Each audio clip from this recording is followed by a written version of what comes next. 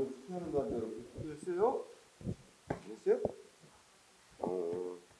나는 아침에 이제 투표하고 왔어.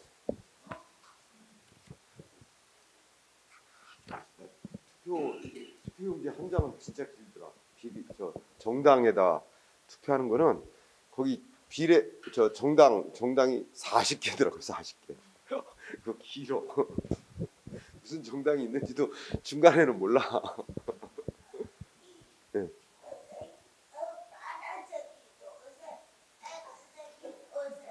그런 거는 물으면 안 되지. 답변할 리도 없고. 그래서 아니 어쨌든 나는 여러분한테 뭐 어느 정당을 지지하든 누구를 지지하든 투표를 시간에 꼭 하라고. 나중에 투표도 안 하고 뭐 잘하니 못하니 뭐 이런 거 비판할 자격이 없어. 자기가 누구 투표를 하고 나서 비판을 하든가 해야지. 응? 자, 우리 지난 시간에 내가 이제 감기가 걸렸어. 지난주 토요일부터 우리 식구들한테 다 옮겨놓고서는 나 또 이제 저 충청도 내려가서 또 지내다가 올라오니까 다 걸려 있어. 나를 비난하고. 나는 이제 회복기야.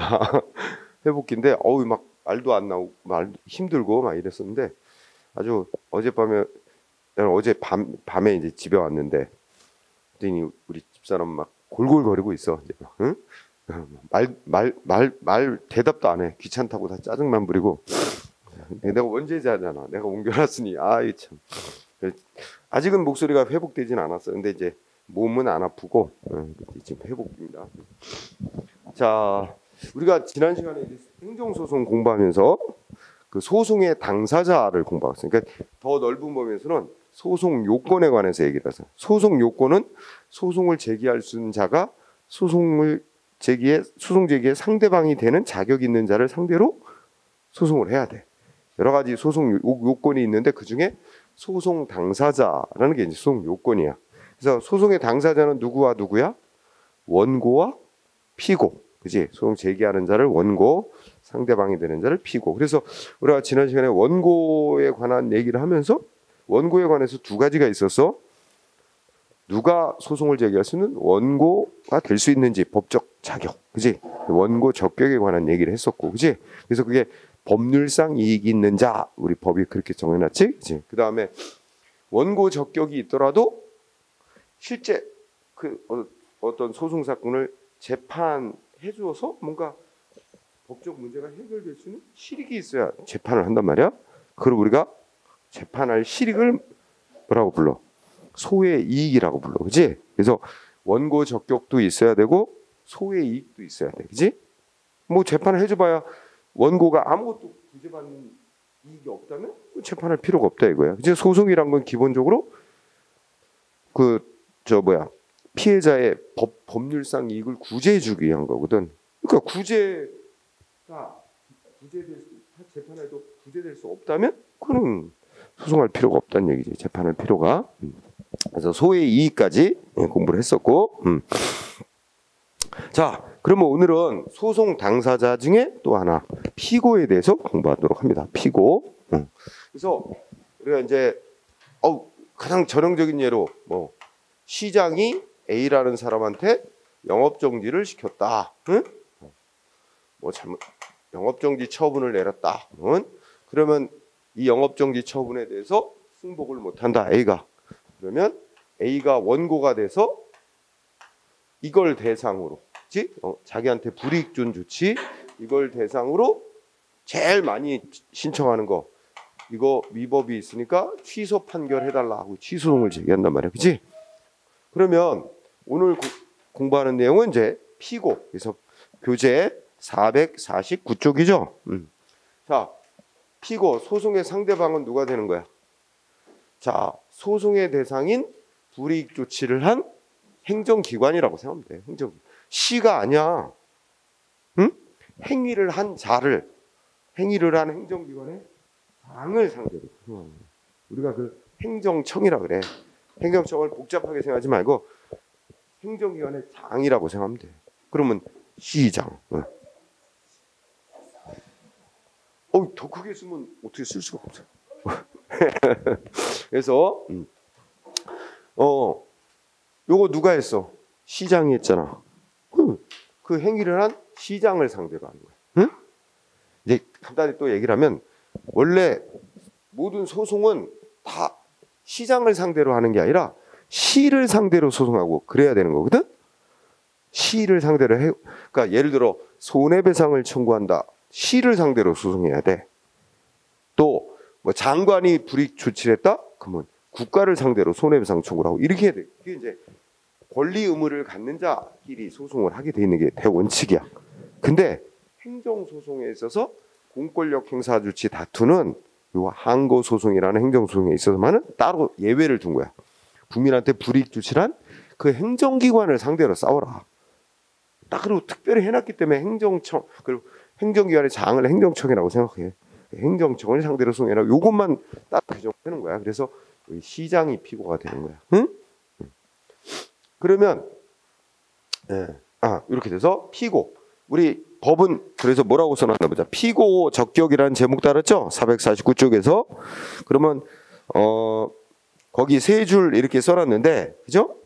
거기에 세 줄 내가 얘기한 거야. 보통은 소송은 국가나 뭐 시, 도 이렇게 지방자치단체를 피고로 해서 소송해야 되는 게 원칙인데, 우리 행정소법은 행정기관을 피고로 하라고 돼 있다. 행정청을, 그지? 그래서 동그라미 1번을 주시해. 취소소송, 무효확인소송 이런 항고소송은 다른 법률에 별도로 특별한 규정이 따로 있지 않는 한 국민한테 불이익을 주는 해당 처분 등을 행한 행정청이 피고로 된다고 명시되어 있죠. 그러니까 우리가 이걸 뭐라고 부르냐면 처분 등을 행한 행정청인데 기니까 줄여서 뭐라고 불러? 그냥 보통 처분청 그래.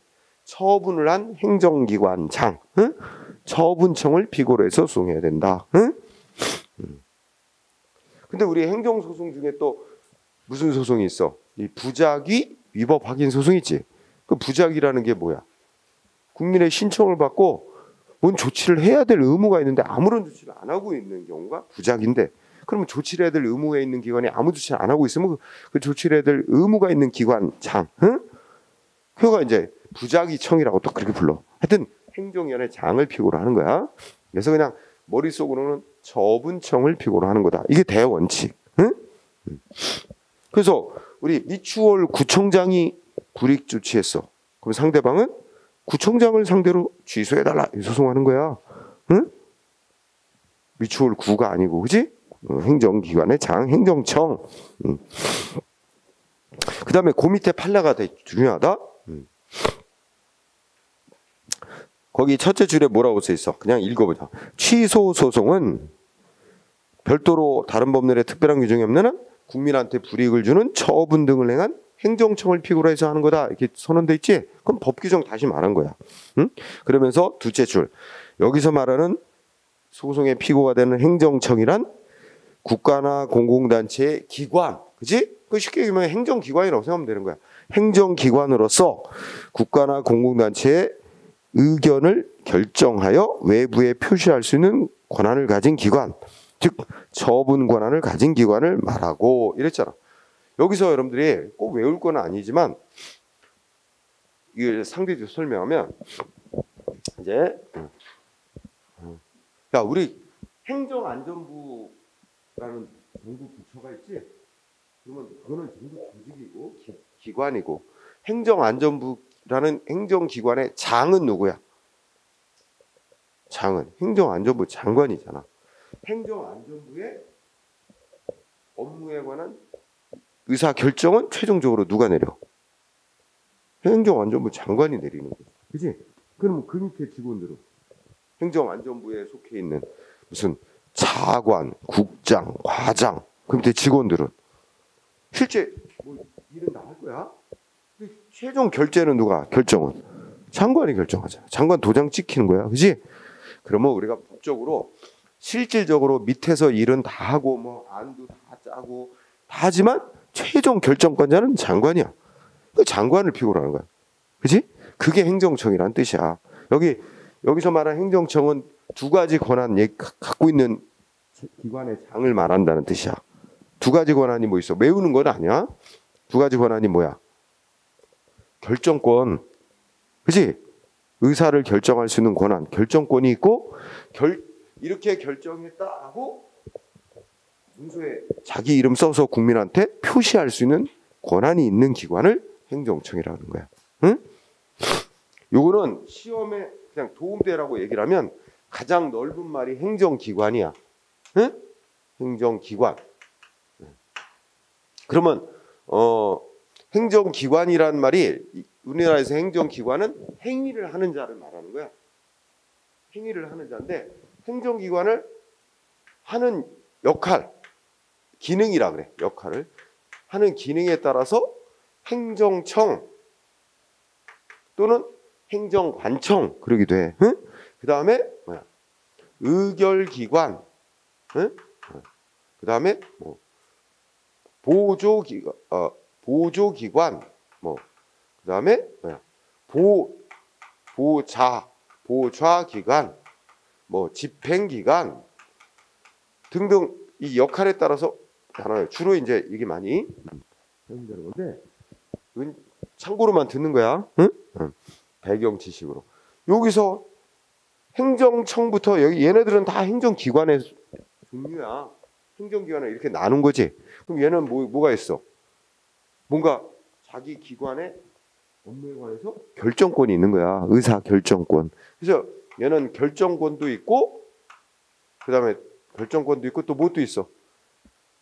이렇게 결정했다는 걸 문서에 써서 국민한테 외부에 내보낼 수 있는 자. 자기 이름 써서 내보낼 수 있는. 그걸 우리가 뭐라 하면 대외적으로 표시할 수 있는 거는 대외적 표시권이라 그래. 응?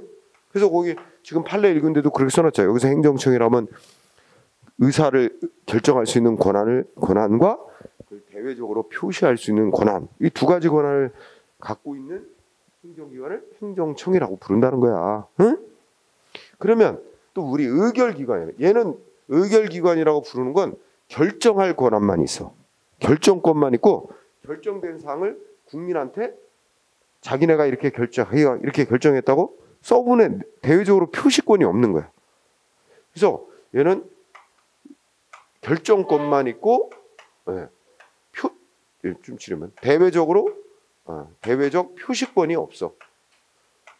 표시할 권한이 없어. 그러면 이런 기관은 결정권만 있고 표시권이 없는 기관은 의결기관이라 그래. 응? 그 다음에 이런 기관이 어디가 있을까? 이런 기관이 무슨 공무원 징계위원회 이런 데가 있어요. 공무원 징계위원회. 그 징계위원회는 징계하는 결정을 해요. 근데 그걸 상대방에게 이렇게 결정했다고 표시할 권한은 없어요. 징계위원회가 결정을 내리면 그 공무원 임용권자 있죠. 인사권자. 그한테 이렇게 결정냈다고 보내줘요. 그러면 그 공무원에 대한 징계 조치는 그 인사권자가 내리는 거야. 인사권자 이름으로. 응? 그러니까 그 인사권자가 처분하는 처분 행정청이 되는 거야. 그래서 징계위원회 같은 기관, 의결기관, 보조기관이라는 사실 보조기관은 뭐 누구를 보조하냐면 이거 결정하고 표시하는 권한을 갖고 있는 행정청을 밑에서 보조하는 기관으로 보통 정부 조직을 보면 차관, 응? 국장, 과장 뭐 이런 사람 이런 직위에 있는 사람들을 보조기관이라 그래.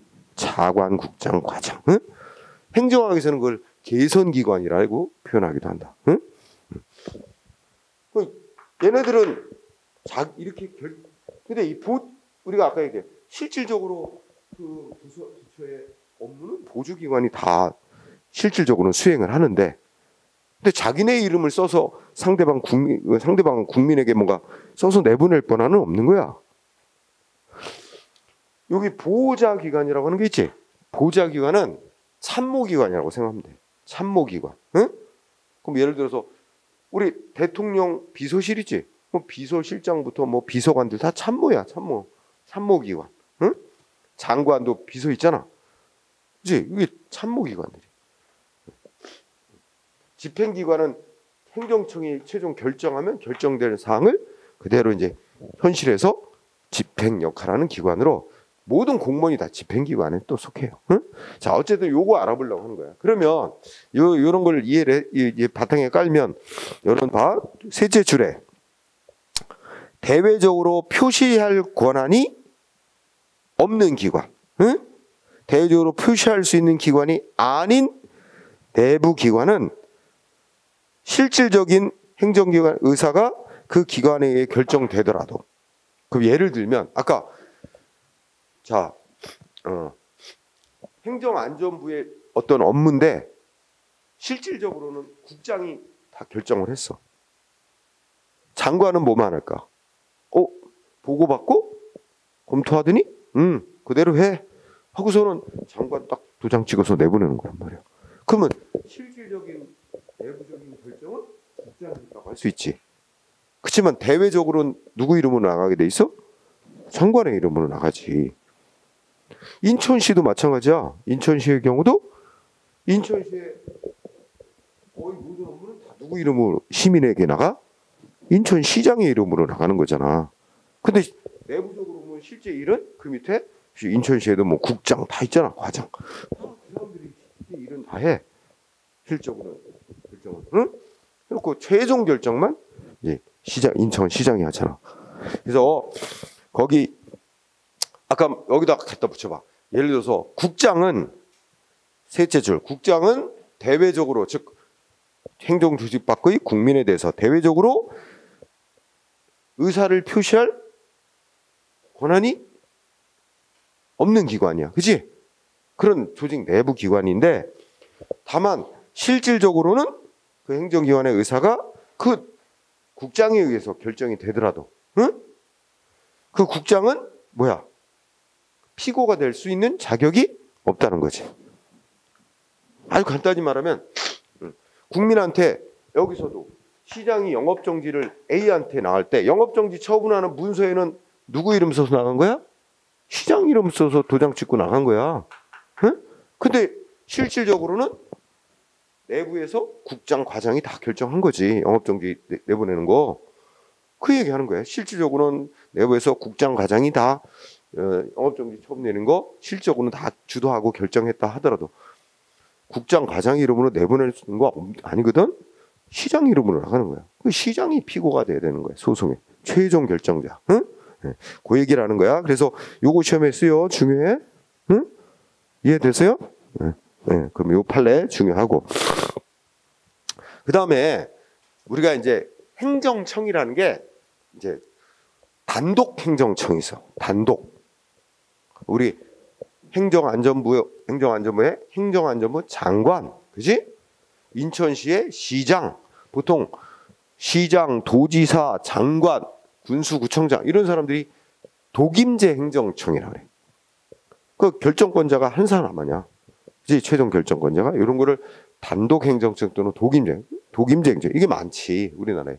왜냐면 이런 독임제로 하면 장점도 있고 단점도 있는데 장점은 신속한 결정을 내릴 수 있지, 그렇지? 그래서 이제 독임제를 주로 채택을 하지만 어떤 결정해야 될 어떤 사항 중에는 여러 의견을 종합을 해서 또 전문성도 좀 전문가의 의견도 많이 반영하고 여러 그 공정성 뭐 이런 게 더 중요하다. 그러면 보통 무슨 위원회에서 결정해서 표시하도록 그렇게 법이 정해놓는 경우도 있어.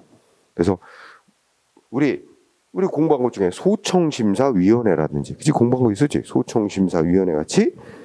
그래서 그런 기관은 합의제로 운영된다. 위원들로 구성해서 위원회에서 뭐 과반수 이상 찬성 이렇게 하면 이제 최종 결정이 되도록 그런 위원회 조직에 의한 결정을 하는데 그런 경우를 합의제 행정청이라고 불러. 응? 그래서 여러분 그 밑에 자 일단 대원칙은 아까 여기까지 해서 대원칙은 뭐였어? 행정청이 피고가 되는 거지. 그런데 합의제 행정청이 이제 결정해서 국민한테 표시한 경우, 우리가 이미 손실보상 공부한 사람들 알지만 토지수용위원회가 결정해서 토지 소유자하고 공익사업 시행자에게 이렇게 결정했다고 다 표시까지 다 나가는 거야, 그렇지? 그럼 토지수용위원회가 결정한 것에 승복 못하면 토지수용위원회를 상대로 이거 뭐야? 토지 수용한 재결 취소해라고 소송한다고 배웠어. 그죠? 보상금에 대해서만은 토지수용위원회가 아니고 사업시행자를 상대로 직접 보상금 증감 청구 소송을 하고, 그지? 그런 것도 배웠죠. 자, 어쨌든 동그라미 2번 키워드는 합의제행정청이 이제 국민한테 뭔가 조치를 한 경우, 그지? 합의제행정청이 키워드. 그러면 여기서 핵심은 이거다. 그러면 위원회, 무슨 위원회를 상대로 소송을 해야 되냐? 위원장을 상대로 소송해야 되냐? 이런 문제가 있어요. 응? 그래서 그게 포인트. 그러면 동그라미 이번에 누굴 피고로 해야 된대? 응? 두 번째에서 끝에 대표가 아니라, 대표라고 하면 우리 다른 말로 바꾸면 위원장이 아니고 위원회를 피고로 해야 된다는 거야. 응? 그 즉 셋째 줄에 합의제 행정청 그 자체가 피고가 되는 거야.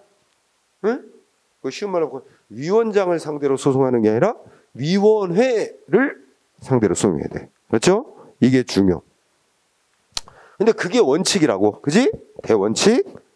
그런데 아니 법에서 또 다르게 특별히 정해놨으면 그 정해놓은 대로 가야 돼.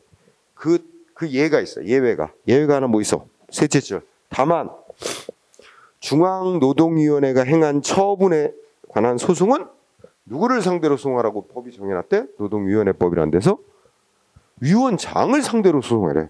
이건 위원회를 상대로 소송해야 하는 게 원칙이거든.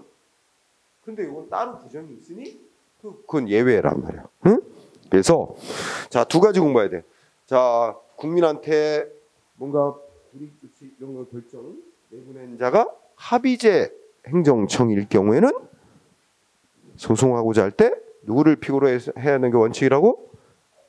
합의제 행정청, 그러니까 위원회 그 자체를 상대로 소송해야 되는 게 원칙. 응? 다만 중앙노동위원회가 행한 조치는 위원장을 피고로 하라고 따로 규정이 있다. 꼭 외워야 돼. 응? 네.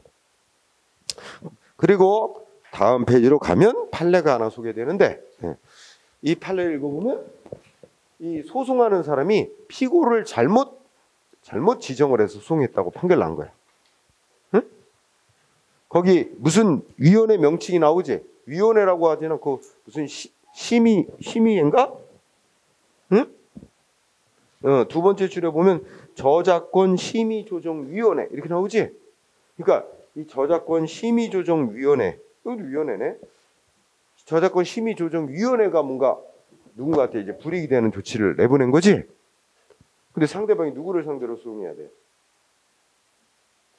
특별한 규정이 없으면 위원회를 상대로 소송해야 되는데 위원장을 상대로 소송을 제기한 거 잘못 제기했다고 판결 난 거야. 그지? 응? 그래서 그러면 무슨 저작권 심의조정위원회가 뭐 저작권 뭐 등록에 관한 어떤 처분을 했나 봐. 그지? 그럼 그거에 대해서 뭐 취소 소송을 하건 무효 확인 소송을 하건 이런 행정 소송을 하려면 누구를 피고로 해야 되냐면 위원회를 피고로 해야 된다. 이런 말이잖아. 그지? 실제 사건에서는 위원회를 피고로 하지 않고 위원장을 피고로 해서 소송 제기해서 잘못 제기했다고 판결한 사례거든. 그래서 확인할 수 있었지.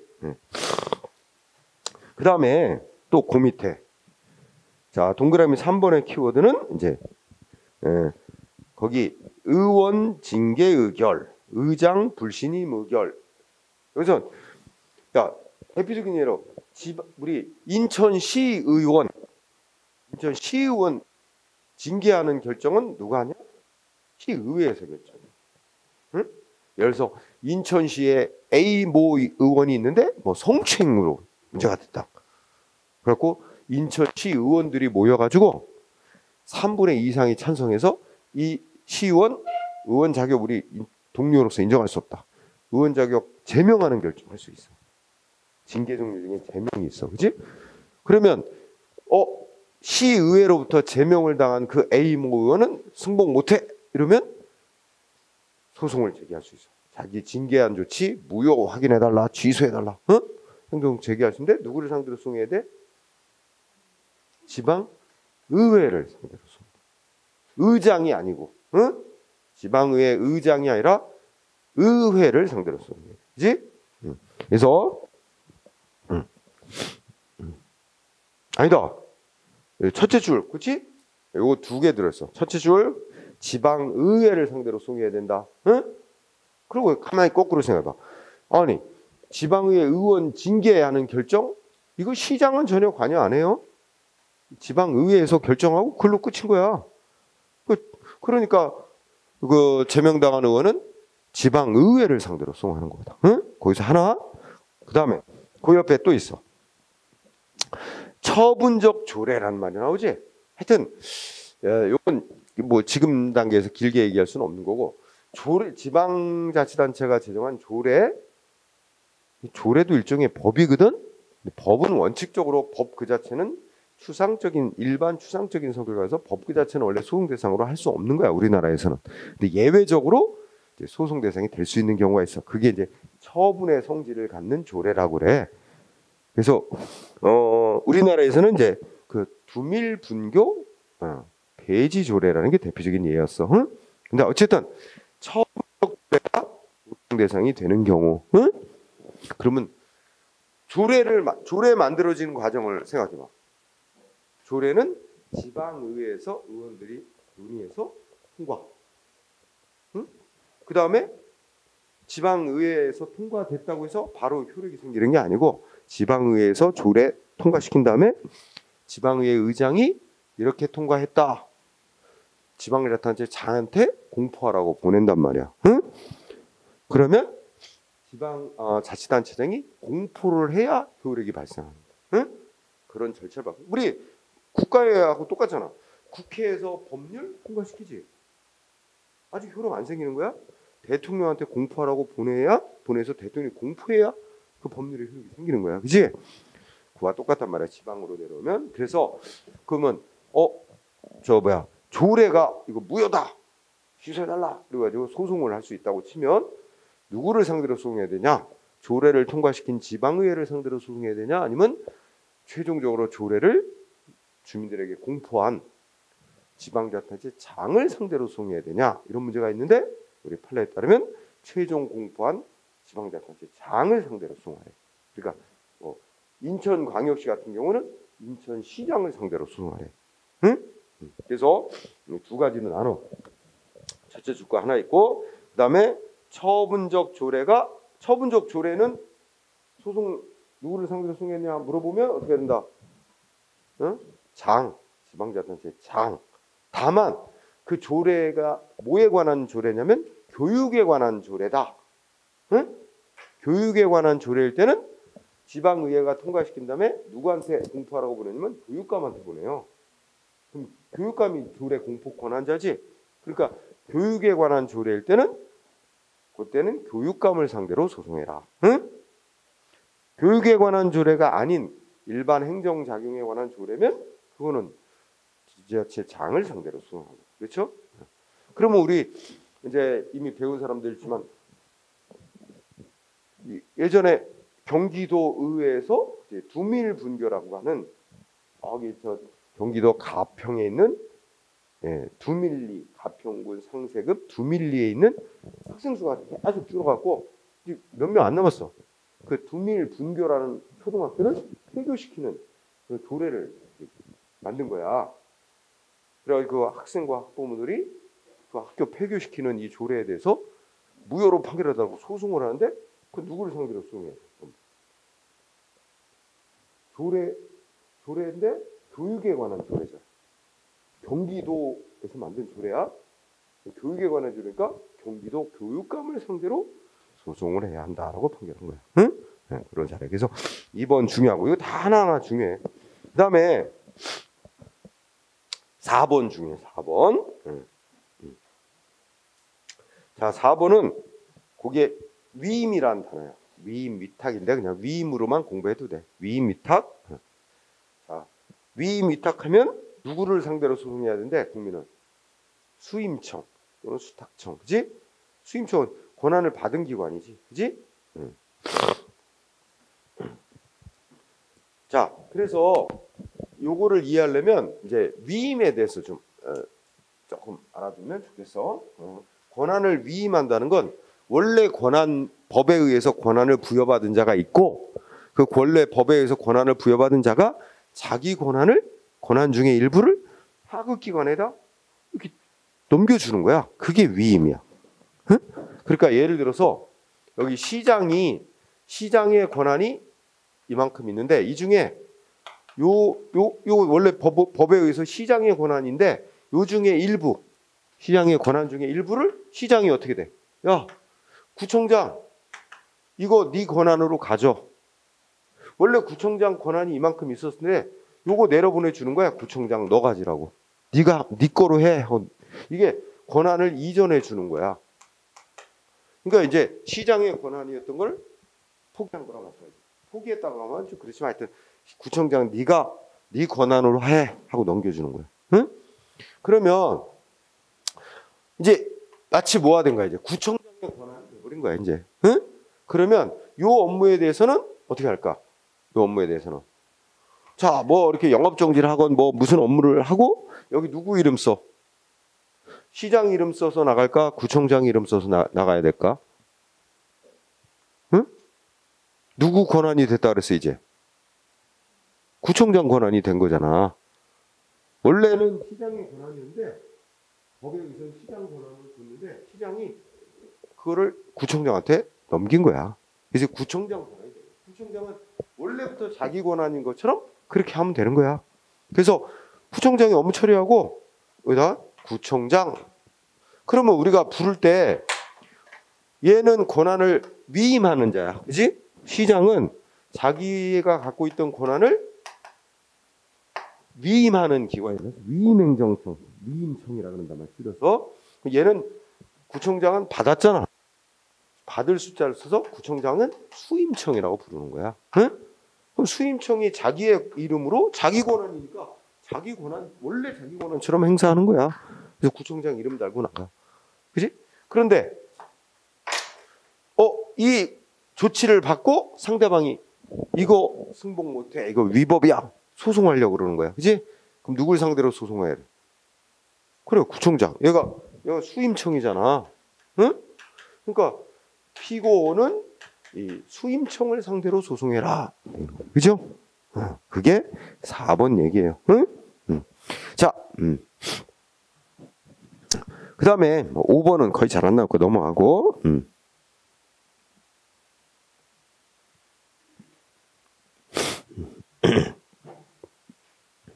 그 다음에 1번은 그렇게 잘 안 나오고 2번을 여기서 3개 들었는데 2번하고 3번은 다 똑같은 얘기니까 논리가 2번만 잘해두면 되겠어. 자, 2번에 보면 옛날 명칭은 성업공사, 그지? 지금 명칭은 한국자산관리공사. 영문으로는 캠코라 그래. 응? 그래서 여기 누가 나오냐면 성업공사 이꼬로 자산관리공사가 나오고 세무서장이 나와요. 그치?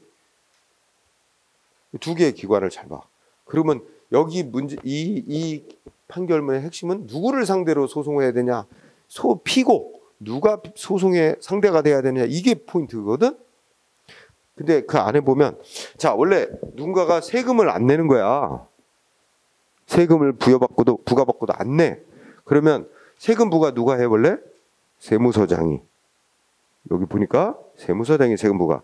그러면 세금을 안 내고 있다? 그러면 세금 안 내는 사람 땅이나 건물, 재산 압류도 세무서장이. 압류한 재산을 경매로 파는 것도 원래 다 세무서장의 권한이야. 그치? 그런데 세무서장이 세금 부과하고 재산 압류까지 하는 건 세무서장이 했어.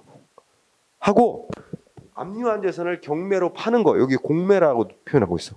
공공기관의 경매로 파는 거, 요 공매하는 권한만은 세무서장이 누구한테 위임을 한 거야? 성업공사한테 넘겨준 거야. 그지? 그래갖고 성업공사가 그 압류된 재산 경매로 팔았거든. 공매로 팔았어. 그랬더니 그 재산 경매로 팔린 사람이 이거 위법이 하고 공매 조치에 대해서 소송을 낸다는 거야. 그럼 누구를 상대로 해야 돼? 여기서 세무서장이, 여기 오면 원래 세무서장의 권한이었는데 세무서장이 공매할 권한을 성업공사한테 위임을 한 거잖아. 그럼 성업공사가 수임청이 돼 있는 거지. 그 수임청이 자기 권한처럼 공매 처분을 한 거야. 그럼 공매처분이 위법이라고 소송하려면 여기 성업공사 이름으로 나갔을 거고, 그지?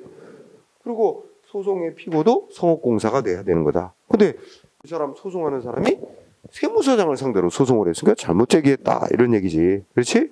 그래서 그때 결론을 보면 세무서장이 피고가 되는 게 아니다. 이게 결론 아니에요? 그죠? 그 다음에 그 동그라미 9번을 봐봐. 6번을 보면 여기는 뭐가 나왔어요? 권한 대리. 자, 키워드는 대리입니다. 대리. 대리라는 게 뭐야? 대리가 뭘까? 그냥 상식적인 말로 대리. 내가 할 권한을 네가 좀 대신 행사해줘. 그죠? 이것도 위에서 시키는 거야. 대신 해달라고. 그지? 그러면 요거하고 비교해봐. 요거는 위임이라 그랬잖아. 위임. 그지? 위임은 권한을 위임하는 건 요런 구전 논리인데, 권한을 대리하는 거. 자, 대리하는 거는, 자, 이것도 비슷하게 생각해봐. 이것도 시장이 이만큼 법에 권한이 있어. 근데 이 중에 또 권한 일부를, 야, 구청장, 너한테 대리하라고 시켜. 요 시장의 권한 중에 요 일부를 구청장, 네가 좀 대신 행사해. 시킨 거야. 그런데 여기서 차이가 나는 게, 이거는 권한을 이전해 주는 게 아니야. 즉, 구청장의 권한으로 아예 넘겨버리는 게 아니고, 시장이 이 권한은 계속 갖고 있어. 다만 일 처리만 네가 좀 대신 행사해. 응? 대신 행사하라는 거야.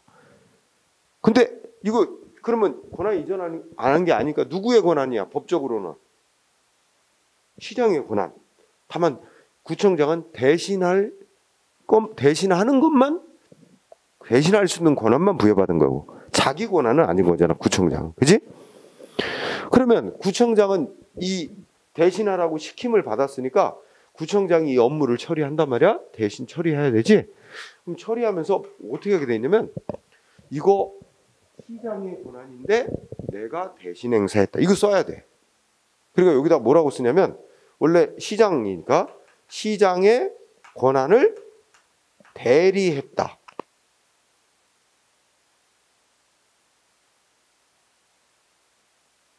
반드시 이걸 써야 돼요.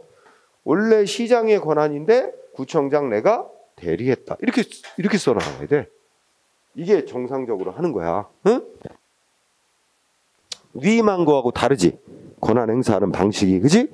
반드시. 이거는 위임은 구청장의 권한으로 완전히 넘어가니까 구청장이 자기 원래 권한처럼 그렇게 자기가 하는 거고, 이쪽은 권한이 아예 넘어온 건 아니야. 넘어온 건 아니고 대신하는 것만 하는 거지. 그지?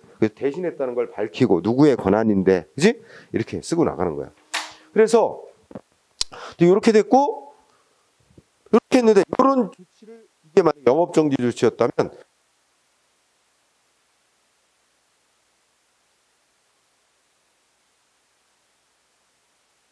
그냥 하는 게 나오지? 이때 그런 말이 있어. 얘는 대신하는 기관이니까 뭐라고 그러냐? 구청장은 뭐라고 그러냐면 대리기관, 대리관청, 대리기관 그렇게 불러. 응? 그러면 이게 이제 구청장 권한을 대신 행사하면 법적으로는 누가 한 것과 같은 효과가 인정되냐면 시장이 직접 한 거하고 똑같은 효과가 발생하는 거야. 실질적으로는 구청장이 대신 행사했지만 법적으로 시장이 직접 한 거와 동일한 효과가 인정되는 거야. 응? 자, 그러면 자, 이때 그러면 피고는 누가 되냐? 소송의 피고는 누구를 상대로 소송해야 되냐면 법적으로 누구의 권한이야? 구청장의 권한이야? 시장의 권한이야? 시장 권한이지. 그래서 법적으로 권한자를 상대로 소송하는 거야. 응? 그러니까 누가 피고가 돼야 돼? 시장. 그죠? 자, 여기서 또 부르는 말. 내가 뭐 해야 되냐면 구청장의 권한을 대신 행사하면 그에 따라 권한 행사한 거의 효과는 시장한테 돌아간다 그랬지. 그 대리에서 권한 행사한 효과를 받는 자를 피대리 기관이라고 그래. 피대리 기관. 피자를 하나 더 붙여. 응? 그러면 여기 시장이 피대리 피대리 기관, 피대리 관청, 그지? 이렇게 부른 거야. 이렇게 불러. 그러면 여기다 쓰면 시장, 그러니까 이렇게 써야지. 그러면 대리의 경우는 소송의 피고는 누가 되는 거야? 피대리 관청이 피고가 돼야 되는 거야. 요 사례에서는 구청장이 아니라 시장이 피고가 돼야 되는 거지. 그런 차이가 있는 거죠. 그죠? 근데 이런 경우를 또 가정해봐. 이번에는 이렇게 해야 그 대리기관인 구청장이 시장의 권한을 대신 행사했다. 이거 쓰고 해야 되는, 이게 정상적인 거야. 그지? 이렇게 했을 때는 피대리관청을 피고로 하는 건데, 만약에 구청장이 깜빡했어. 구청장이 깜빡해가지고 시장의 권한을 대리한다는 말을 안 쓰고 그냥 구청장 이름만 써서 내보냈다고. 응? 이런 경우는 그러면, 자, 그래서 여기다 또 붙이면 이거 잘못한 거야. 이게 색깔이 다른 게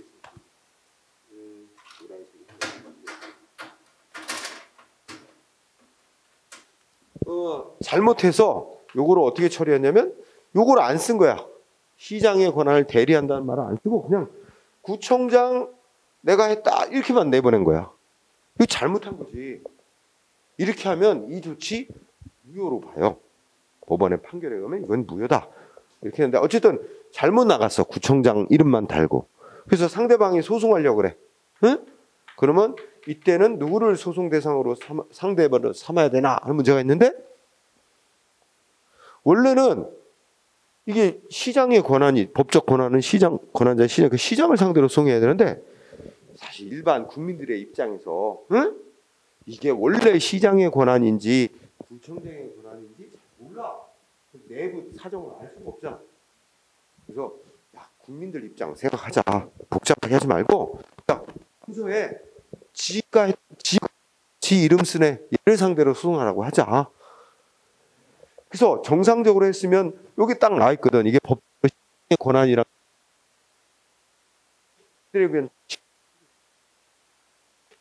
구청장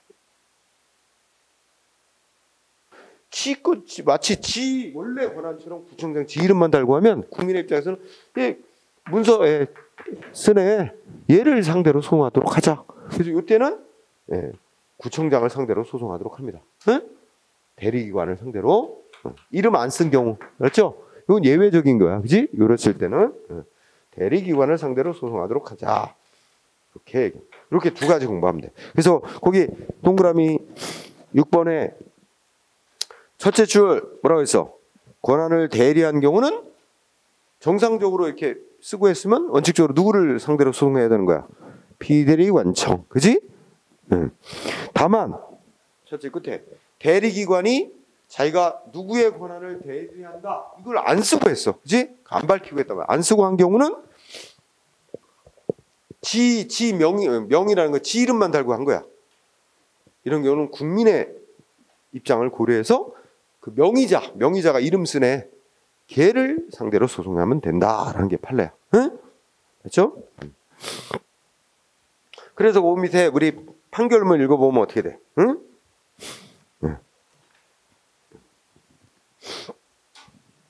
한번 읽어보자.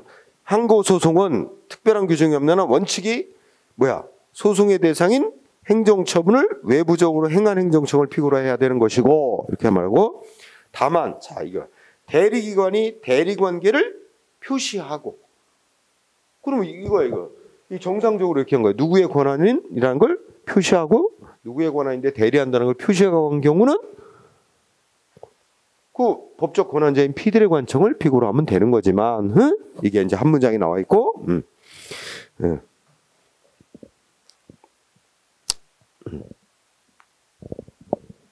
그 다음에 어떻게 돼? 근데 넷째 줄, 그지?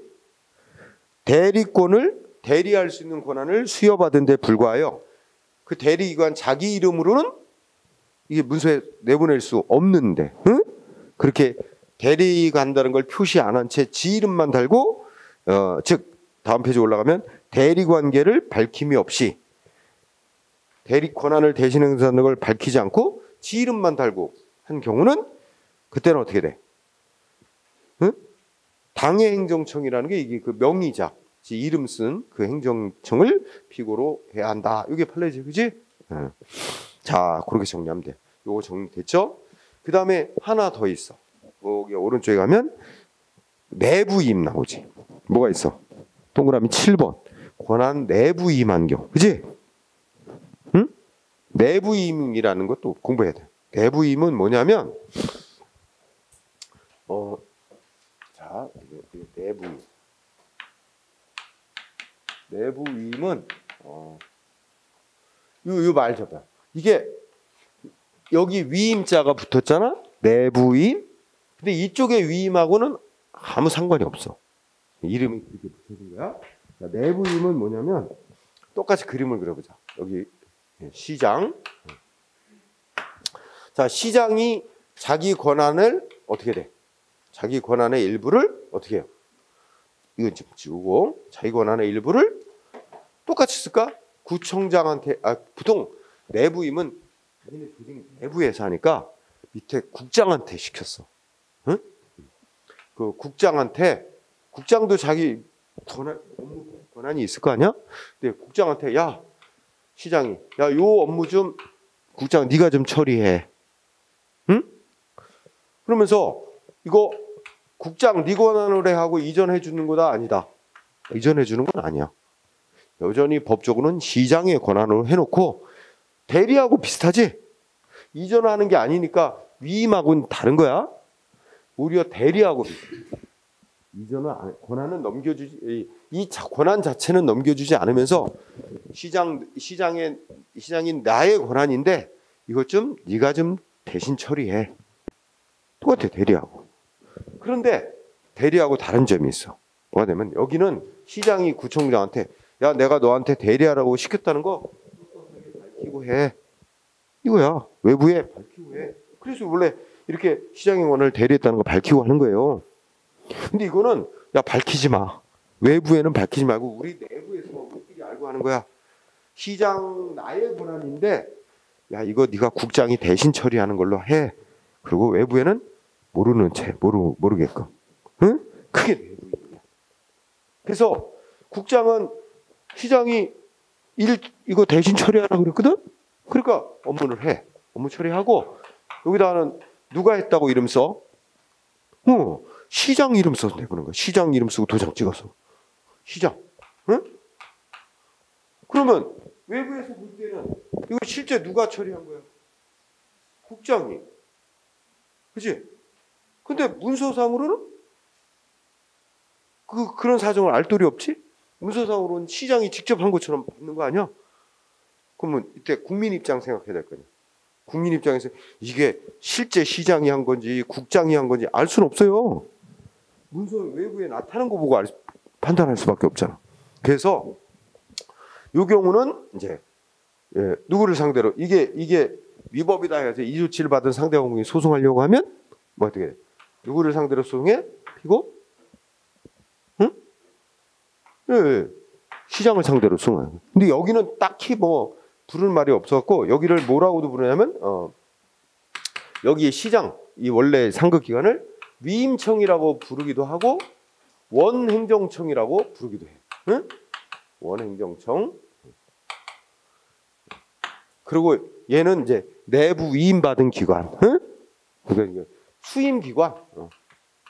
수임기관이라고 표현하죠. 국장은 수임기관. 그러면 이게 정상적으로 하는 거야. 그지? 정상적으로 하면 내부 위임된 경우는 누구 이름 써서 내보내는 거라고?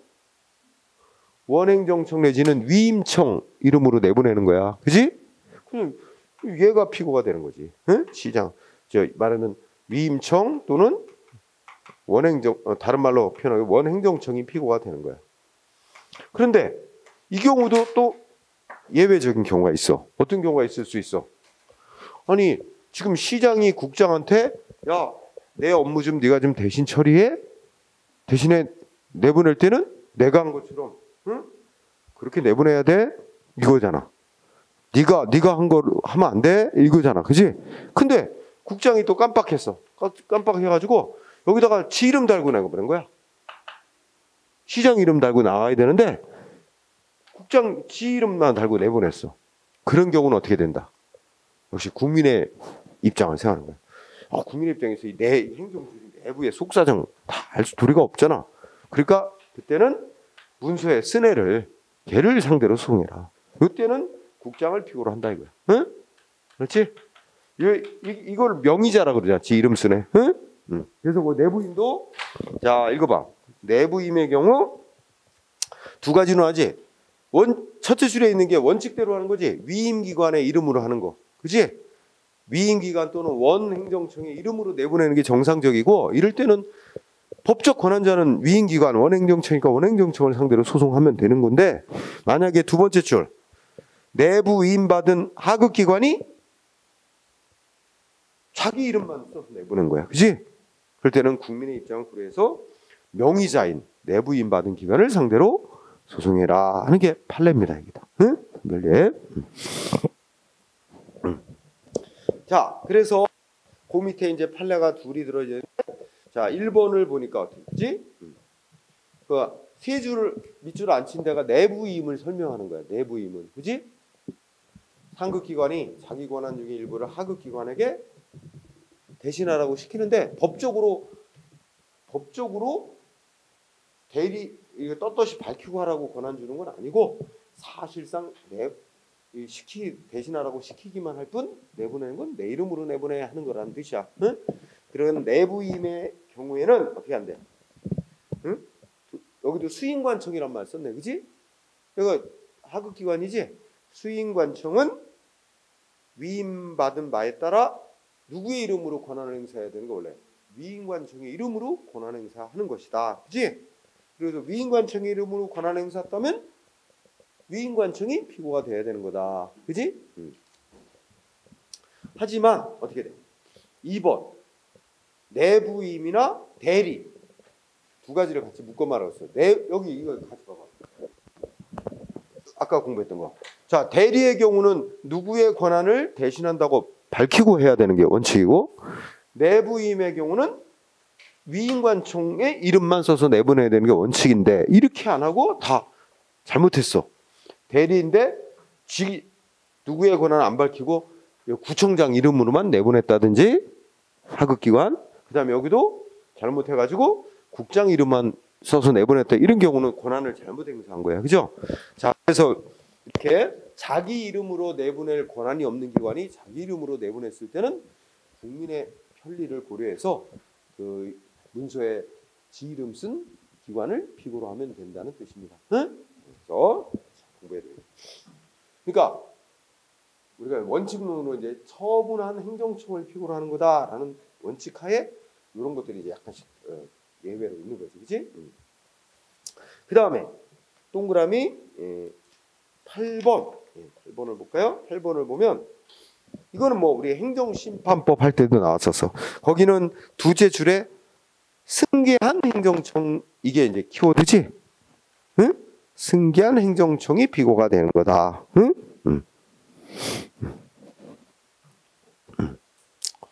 승계한 행정청은 뭔 뜻이야?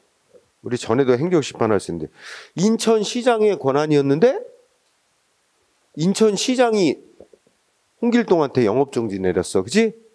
그래서 홍길동이 소송을 하려고 그러는데, 그러니까 홍길동은 인천시장으로부터 영업정지 처분을 받은 거야. 근데 소송을 내려고 하는데 그 사이에 법이 바뀌었대. 그러니 법의 시장의 권한이 구청장의 권한으로 바뀌어버린 거야. 그럼 막상 소송할 때는 어떻게 돼? 그 권한이 누구한테 승계가 된 거야? 구청장한테 승계가 된 거니까 승계를 한 구청장을 상대로 소송해야 된다, 홍길동은.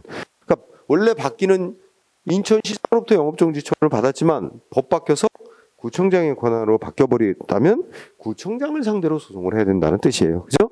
그래서 이게 키워드지? 이런 건 이제 틀리게 되면 원래 행정청을 상대로 소송해야 된다. 그렇게 틀리게 된다고. 원래 행정청이 아니라 승계한 행정청. 응?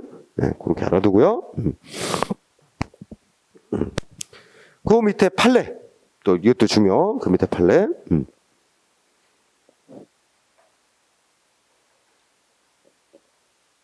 그거 아주 중요한 건 아니구나. 그럼 뭐 그냥 넘어가도 되겠다. 자, 그냥 그 판례 말고 그 밑에 9번. 9번을 좀 조심해야 돼. 9번을 조심해야 되는데 이건 법 규정이야. 읽어보면 뭐라고 돼 있어. 처분 등이 있고 난 뒤에 처분을 행한 행정청이 없어졌대. 우리 예를 들면 아직 우리 윤석열 정부는 여성가족부 폐지한다고 그랬는데 아직도 폐지했죠? 여성가족부는 뭐 대통령이 폐지하면 없어지는 게 아니에요. 정부조직법이라는 법률이 개정이 돼야 되거든. 그죠? 그러니까 그건 야당의 협조가 없이는 쉽지 않습니다. 그죠? 왜냐면 그 윤석열 정부의 저 정당이 국민의힘 아니야. 국민의힘은 국회 과반수가 안 돼요. 그러니까 단독으로 통과시키기가 어렵지. 법 개정은, 법률 개정은. 그러니까 하고 싶어도 마음대로 못 하는 거지. 야당이 협조를 안 하면. 그죠? 합의를 안 하면. 응? 쉽게 못 하는 거지. 어쨌든 예를 들자면 자, 여기 여성가족부의 일인데 누가 국민한테는 누구 이름으로 나가? 여성가족부 장관이 이름으로 나가잖아. 여성가족부 장관이 행정청인 거야. 그지? 처분을 한. 근데 여성가족부가 폐지돼 버려서 여성가족부 장관도 없어진 거야. 그러면 봐봐. 어떤 사람한테 여성가족부 장관이 뭔가 불이익 조치를 내렸는데 이 사람이 소송을 하려고 하는데 그 사이에 여성가족부가 없어져 버린 거야. 여성가족부 장관도 없어지고. 그럼 누구를 없어졌는데 거기에 대해서 대비해서 법이 규정한 거야. 여러분 그거 읽고 누구를 상대로 여성가족부 장관으로부터 불이익 조치 받았는데 여러분이 불이익 조치 받은 상대방이야. 소송하려고 하니까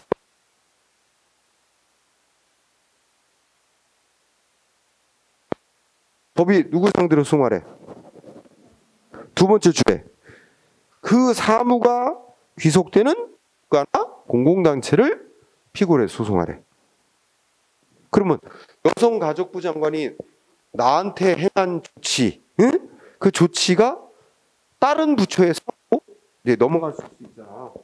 이게 그러니까 여성가족부 장관이 나한테 행한 조치가 국가의 사무였다면 국가를 상대로 소송하고 이 여성가족부 장관이 나한테 행한 조치가 뭐 지방자치단체 사무였다면 그러니까 그 사무가 이제 그러니까 여성가족부가 없어지면 폐지돼서 없어지면 그 업무가 없어지는 게 아니라 그 업무가 다시 다른 부처에게로 이렇게 나눠지겠지, 그지? 뭐 가족에 관한 일은 그지 가족에 관한 일은 뭐 보건복지부 쪽으로 옮겨가고 여성에 관한 일은 또 어느 부처로 가고, 그지? 이런 식으로 사무가 쪼개져서 다른 부처에 소속될 거야, 그지? 그러면 그 사무가 이제 다른 국가의 정부 부처로 갔다면 그건 국가 사무잖아. 국가 사무가 된 거지. 그럼 국가를 상대로 소송하래. 그리고 그게 뭐 다른 지방자치단체 같은 다른 공공단체로 넘어갔다면 사무가 그럼 그 넘겨받은 공공단체를 상대로 소송하라는 거야. 응? 그래서 이거 알아줘야 돼. 이거 어떻게 틀리게 내냐면 그 앞에 거 쭉 쓴 다음에 말하자면 국민한테 처분을 하는 행정청이 없어지면 그 처분한 행정청에 직근 상급기관을 상급행정청을 피고로 한다. 그러면 잘 속아. 그 직근 상급행정청이 되는 게 아니에요. 응? 누구를 요 밑줄 잘 쳐. 누구를 피고로 하는 거야? 그 사무가 어디에 사무로 이제 넘어가느냐에 따라서 국가에게로 넘어가면 국가가 소송의 피고가 되고, 그렇지? 그래서 사무가 귀속되는 국가 또는 공공단체를 피고로 해야 된다. 응? 꼭 알아두고요. 그 다음에 자 10번 판례는 야, 국민한테 불이익 조치를 내린 사람이 누구래? 거기 행정기관 행정청이 대통령이래. 대통령이 국민한테 불이익 처분한. 자, 그럼 생각해보자. 이거 문장 보기 전에 대통령이 불이익 처분한 처분 행정청이면 누굴 상대로 소송하는 거야? 그러면 처분청이 누구야? 대통령. 그럼 원칙대로 가면 대통령을 피고로 소송하는 거지. 그렇지? 그래요. 단, 이 앞에 거 잘 봐. 공무원에 대한 징계 처분인 거야. 응? 공무원에 대해서 징계 처분한 자가 대통령이래. 공무원에 대한 징계 처분 그리고 대통령. 그러면 대통령으로부터 징계를 받은 해당 공무원 억울하다. 그럼 누굴 상대로 소송하래? 징계당한 공무원이 소속된 소속 장관을 피고로 하래. 대통령은 바쁘시대. 그러니까 소송 상대방으로 하지 말래. 그 징계받은 공무원이 그러면 예를 들면 교육부에 속해 있던 무슨 국장이야. 원래 대통령이 공무원 징계하는 거는 국가 공무원 중에 5급 이상 공무원을 대통령이 이제 징계할 수 있어요. 5급 이상은 대통령의 권한이 있어요. 응? 그래서 뭐 예전에 교육부에 무슨 국장이 이번에도 윤석열 정부에서도 비서실 무슨 황상무라는 사람이 무슨 이상한 발언해갖고 사퇴했잖아. 근데 옛날에 교육부에 무슨 국장이야. 국장이면 되게 높아요. 국장이면 3급 정도 될 거예요. 3급. 응?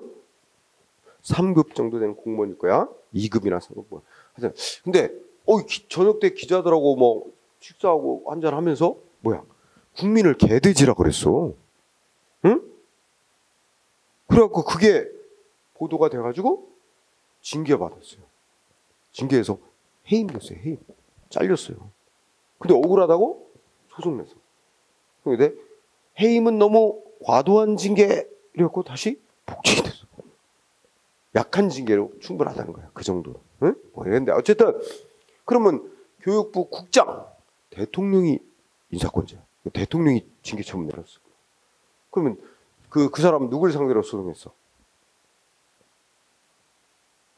대통령한테 징계 받았지만 대통령 상대로 소송하지 말라는 거지. 누구 상대로? 교육부 장관을 상대로 하는 거지. 교육부 공무원이 했다 그랬잖아. 자기 소속된 부처 장관을 피고로 하래. 그렇죠? 그럼 검사 대통령이 잘랐어. 검사 파면당한 검사 억울하다. 어떻게 돼? 대통령 상대로 소송하는 게 아니고 누굴 상대로? 법무부 장관을 상대로.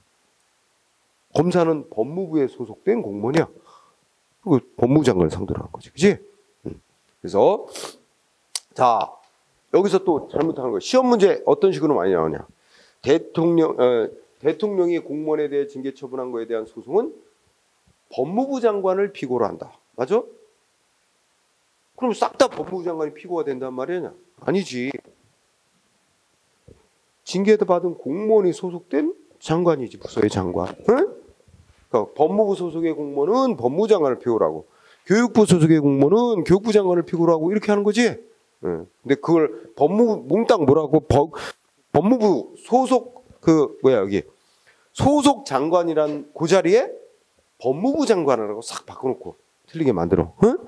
예전에 한 두어 번 나왔어 그렇게. 조심. 그리고 조심해야 될 거는 대통령이 행하는 처분. 자, 우리 앞에 거랑 정리해보자.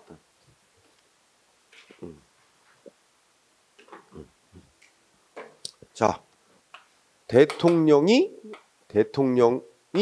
행하는 처분. 자, 이거 행정심판 청구할 수 있을까 없을까? 응? 행정심판 대상이 된다 안 된다? 이거는 행정심판법에서 대통령이 행한 처분이나 부작위는 다른 법률에 허용하는 특별한 규정이 없는 한 할 수 없다고 명시돼 있어. 그게 행정심판법. 이거 안 됩니다. 이게 원칙이야. 특별한 규정이 없는 한. 그러면 행정소송은 가능할까 아닐까? 에? 행정소송은 가능해. 행정소송은 됩니다. 소송 대상. 대통령이 한 처분 소송 대상은 삼을 수 있어요. 법원에다 소송 낼 수 있어. 그러면 여기서 이제 요 다음 얘기를 하는 거야. 대통령에 대한 처분인데 일반 국민에 대한 처분이면 일반 국민에 대해서 한 처분이면 피고가 누굴까? 응? 피고는 대통령이 처분청이야. 그리고 원칙대로 가면 피고는 대통령이 되는 거지. 그렇지? 응? 그런데 지금 읽었잖아. 공무원에 대한 징계 처분일 경우, 응? 공무원 징계 처분을 대통령이 내려서 공무원 대상으로 징계 처분한 거. 요거는 따로 규정이 있잖아. 피고 누구야? 피고는 그 공무원이 속한 소속 장관. 그죠? 대통령이 아니라 소속 장관이 되는 거야. 내가 요거 얘기하려고 하는 거야. 대통령이 한 모든 처분 다 소속 장관이 되는 게 아니라고. 응? 이렇게 적으면 될 거야. 그렇게 하고. 그 다음에 우리 국가 대통령급 정도로 바쁘신 분들이 있어, 그지? 대법원장, 국회의장, 응? 헌법재판소장, 응? 이런 분들 바쁘다. 이런 분들이 피고가 되기 위해서 뭐 번거롭게 하는 일 바람직하지 않다. 따로 규정을 해놨어. 그래서 거기 동그라미 11번을 보니까 뭐라고 돼 있어? 대법원장이 처분한 게 있대. 법집행조치. 대법원장이 한 거에 대해서는 누구를 상대로 소송하래?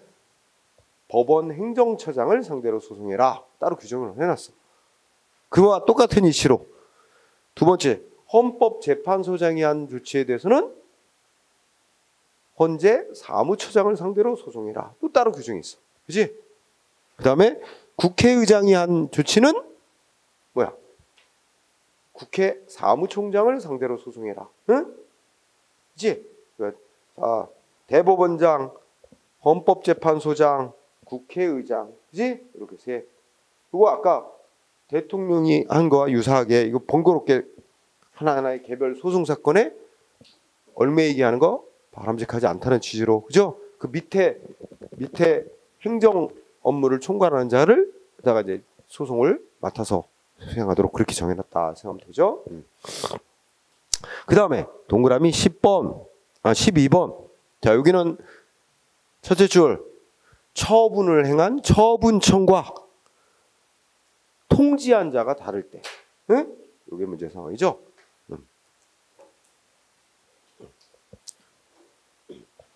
자, 이런 경우가 있을 수 있어. 자, 홍길동이라는 사람한테 인천시장이 영업정지를 내리는 거야. 응? 그러면 자, 문서에 영업정지 처분한다. 인천시장 찍혀 있어. 근데 그거를 누가 보냈느냐? 구청장이 보냈어. 구청장이 봉투에 담아갖고 이충월 구청장 뭐 이름 쓰고 다 이런 봉투에 넣어서 홍길동한테 보냈어. 그럼 홍길동 입장에서는 구청장이 영업정지 처분하는 문서를 보냈는데 영업정지 처분한 자는 시장이야. 인천시장. 누구를 상대로 소송해야 되냐? 이런 문제가 있잖아. 거기에 대해서 이건 법이 규정이 없잖아. 법원이 판결로 그때는 누구를 상대로 소송해야 된다고 판결했다고? 통지한 자를 상대로 소송하지 말고 누구를 상대로? 처분청을 상대로 소송해라. 그지? 응? 실제 있었던 일이야. 인천시장이 내리는 조치인데 구청장이 대신 보냈거든. 통지. 거기서 나온 판결인데 그 이후에 더 최근 거 거기 하나 판례 소개했지?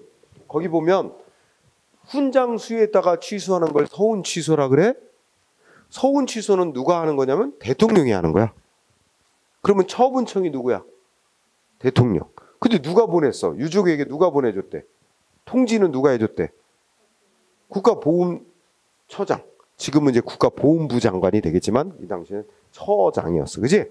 그럼 여기도 처분청은 대통령이고 통지한 자는 국가보훈처장이야. 그지? 그럼 누굴 상대로 소송해야 된다는 거야, 결론은? 처분청은 대통령이니까 대통령을 상대로 소송을 해야 된다는 거야. 대통령을 피고로 해서. 그지? 응? 통보해준 보훈처장을 상대로 할 게 아니라. 그렇지? 네, 간단한 논리 그렇게 정리. 자, 그리고 시간이 조금 생각보다 같지만 연결되니까 뭐야? 피고 경정에 대해서 간단히 또 하자. 자, 지금까지 뭐 공부했어? 소송을 할 때는 누굴 상대로 소송을 해야 된다. 이렇게 이제 경우마다 이렇게 정해져 있다는 거잖아. 근데 알고 나니까 복잡해 되게. 그죠? 그래서 국민들 입장에서는 소송 제기를 할 때 상대방 피고를 잘못 정해서 소송하는 경우가 꽤 많아. 그지? 그랬을 때, 야, 이게 행정조직도 복잡하고, 우리 아까 이런 경우도 있잖아. 나한테는 인천시장 이름으로 된 영업정지 시험이 나왔는데 내가 막상 소송을, 나는 그래서 당연하게 인천시장을 피고로 해서 소송을 냈는데, 이 소송 내기 바로 전에 법이 바뀌어갖고 그게 구청장 권한으로 넘어갔다는 거야. 그럼 원래는 내가 알았다면 구청장을 상대로 소송을 했을 텐데, 그걸 쉽게 안 어려워. 그러면 피고를 잘못 정해서 소송했다고 너 소송 요건 제대로 못 갖췄어, 소송 못 받아자고 재판 거부? 이거 국민의 구제받을 기회를 박탈한다. 바람직한 거 아니다. 그래서 고치도록 해주자. 고치게끔. 이게 경정이 고치는 거야. 고칠 경자 바를 정자, 고쳐서 바로 잡는 거, 그지? 그래서 고칠 수 있는 기회를 주는 거야. 그게 피고 경정제도야. 응? 그래서 뭐 의의 기억은 읽고 지나가. 피고 경정이라는 거는 이렇게 피고를 바꿀 수 있게 기회를 주는 걸 말하는 거야, 그지? 읽고 지나가고, 니은은 이렇게 왜 피고를 바꿀 수 있도록 기회를 줄 필요가 있느냐 얘기하는 거야. 행정조직도 복잡하고 법도 자주 바뀌고 국민이 잘 모르는 경우가 많다, 그지? 그걸 모두 국민 탓으로만, 응? 국민 잘못으로만 돌리는 것도 그건 말이 안 된다, 그지? 네. 그래서 가능하면 재판을 통해 구제받을 기회를 보장해주기 위해서 이런 제도를 만들어둘 필요가 있다, 이런 얘기를 한 거고, 그렇다면 이제 동그라미 2번 허용 요건. 자, 거기 일단 중요한 거 있어. 언제까지만 피고를 바꿀 수 있어? 시간상의 제한이 있어. 첫째 줄 끝에 어떻게 돼? 사실심, 변론, 종결시까지만. 그러면 지난번에 잠깐 얘기해서 사실심은 우리가 행정소송 3심제로 할 때 2심까지를 사실심 단계라고 한다 그랬어, 그지? 3심인 대법원 단계, 대법원은 법률심이라 그러고 상고심이라도 그러는데, 거기서는 피고 바꾸는 게 허용 안 돼. 그래서 자, 요거 중요하게, 피고를 바꾸는 것은 사실심, 즉 2심 끝나기 전까지만, 2심 판결 나오기 전까지만 바꿀 수 있고, 이미 대법원에 올라간 상고심 있고 대법원 단계에서는 피고 바꾸는 거 허용 안 한다. 응? 요거 꼭 알아두고, 예. 자, 그 다음에 기억. 우리 소송을 제기하는 원고가 잘못 알고 피고를 잘못 정해서 소송 낸 경우 있지? 요때도 피고를 바꿀 수 있도록 해주는데, 요거는 뭐가 필요해? 원고가 법원에 신청해야 돼. 제가 피고를 잘못 지정을 했어요, 피고를 바꾸게끔 허락해 주세요 하고 법원에 신청을 해야만 돼. 요거는 신청이 있어야만 돼. 법원이 알아서 안 바꿔줘요. 응? 그거. 그러나 니은번은, 자, 그러니까 기억은 원고에게 좀 잘못이 있는 거지, 그치? 원고가 잘못 지정한 거냐? 원고에게 잘못이 있으니까 원고가 잘못을 알아차리고 바꾸게 허락해 주세요 할 때 신청이 있어야만 가능하고, 니은번은 소송을 이미 제기하고 난 후에 권한이 다른 기관에게 넘어갔다든지, 이거는 원고를 탓할 수 없는 거잖아. 법이 바뀌어가지고 그런 거잖아, 그치? 그런 경우, 또는 아까 같이 갑자기 법이 바뀌어서 여성가족부 장관이 없어졌다든지 이런 경우, 그럼 원고의 탓을 하기 어려우니까 이거는 법원이 알아서 바꿔줄 수도 있어. 응? 아니면 원고가 바꾸게 해주세요 하고 신청해서 할 수도 있고, 그치?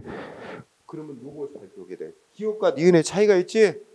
기억은 원고가 자기가 잘못 지정한 경우는 원고가 신청을 해야만 바꿔주고, 니은은 원고에게 잘못이 없어.